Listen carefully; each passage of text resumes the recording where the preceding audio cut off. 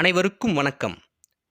பணமதிப்பிழப்பு, கொரோனா தொற்று என அடுத்தடுத்து அடி வாங்கிய நமது பொருளாதாரம், குறிப்பாக பின்னலாடை ஏற்றுமதியில் முன்னணி மாவட்டமான நமது திருப்பூர், பின்னர் விதிக்கப்பட்ட அதிகமான, குழப்பமான ஜிஎஸ்டி வரியினாலும் பாதிக்கப்பட்டது என்பது அனைவரும் அறிந்ததே. இன்று 18/12/2024 அன்று ஒன்றிய அரசின் அநியாய ஜிஎஸ்டி வரி உயர்வுகளையும் எதிர்த்து முழு கடையடைப்பு நடத்தி ஆதங்கத்தை பதிவு செய்துள்ளது நமது திருப்பூர்.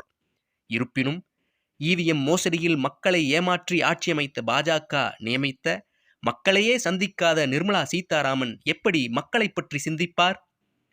அவர் விதிக்கும் வரிகள் நேரடியாக நம்மை பாதிப்பது ஒருபுறம் இருக்க, ஜிஎஸ்டிக்குள் கொண்டு வருவதாக சொன்ன பெட்ரோல் மற்றும் டீசலை இன்னும் கொண்டு வரவில்லை.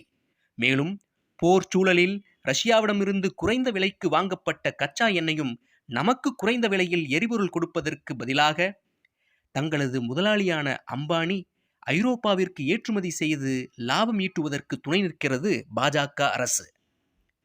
தமிழகம் வரும்போதெல்லாம் தப்பு தப்பாக திருக்குறளை கூறி நம்மை ஏமாற்றும் நரேந்திர மோடிக்கு அருளோடும் அன்போடும் வாரா பொருளாக்கம் புல்லார் புரளவிடல் எனும் குறளுக்கு அர்த்தம் தெரிய வாய்ப்பில்லைதான்.